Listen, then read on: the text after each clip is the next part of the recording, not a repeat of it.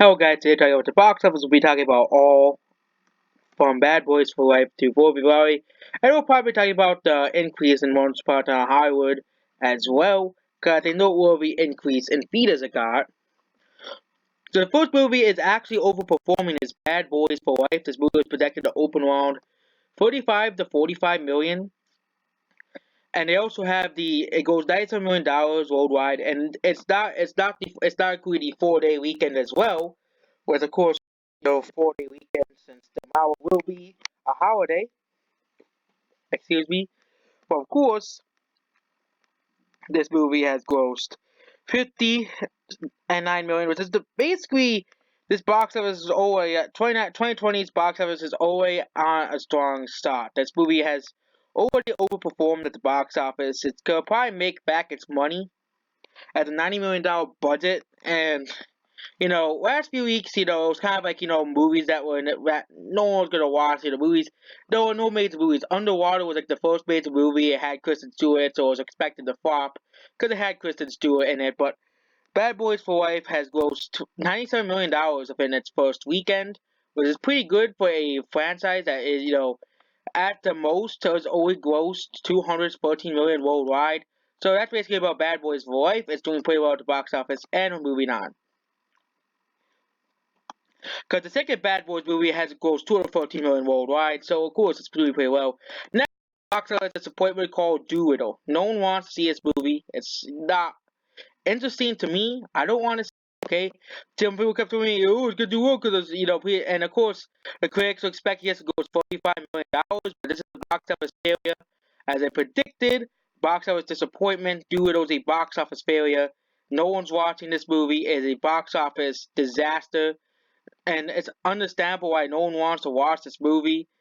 Um, unless it gets unless it does really well in China, it gets like a China release or something. This movie could be a big massive bomb unless it gets like a China release and does like $100 million in China, or sometimes these movies do really well in China.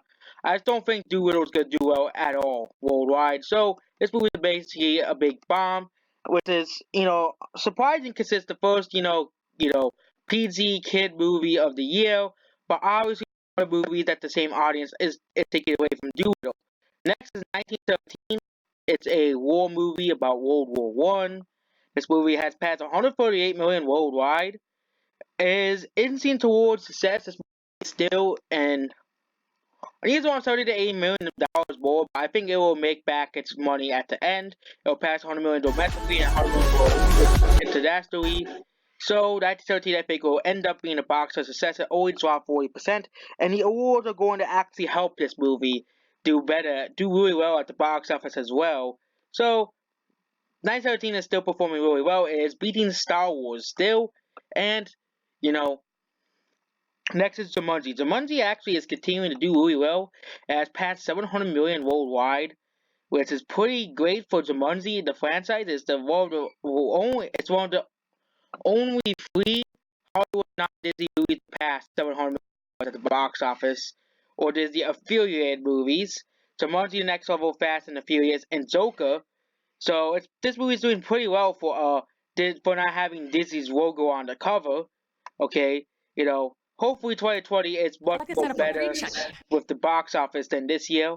Okay, it doesn't have all the best selling movies are by the Disney. Okay, this movie has been doing pretty well at the box office, and it has massive ratings. Unlike the next movie, Star Wars: The Rise of Skywalker. Oh yes, Star Wars: The Rise of Skywalker has goes $1.02 billion. But this movie is still trailing behind the unadjusted gross. No, not no, it's trailing behind the worldwide adjusted for inflation gross of Rogue One. And the fact that this movie is gonna make, it's gonna possibly will probably make less money than Joker, you know, and there's also still a world where Star Wars: The Rise of Skywalker still makes less money than Rogue One and Star Wars Story. It depends on the next weekend's drop. Really, it dropped another 45%. Star Wars has fallen all the way down to fifth, which is something. This is how Star Wars should not be performing. But this is where Star Wars is not the big.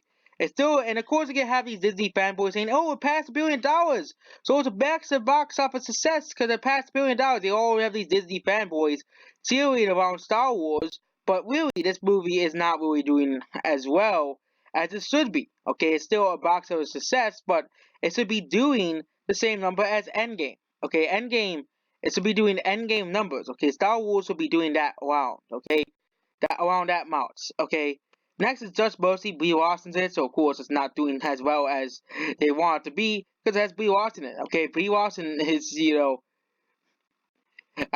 lot of people don't like her. It's just that simple. And it's because it has Brie Larson in it. It's gonna be a box office. It's not really doing too well. I guess they should warn for from you know hopefully this I have and of course we go, oh, why you don't like this movie just because Brie Larson in it? Yeah, it's because it has Brie Larson in it. I don't like Brie Larson. This movie isn't really doing too well anyways. At the box office, because it didn't get nominated for much Oscars either. Well, so they were really trying to get this movie for Oscars, just like, several other movies that came out this year. You know,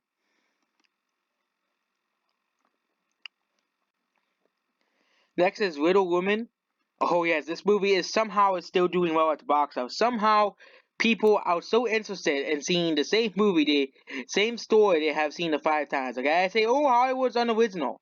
Well, this movie has made $84 million, and also, they kept saying, oh, no one's watching this movie. Okay, if no one was watching this movie, then how is it grossing $84 million?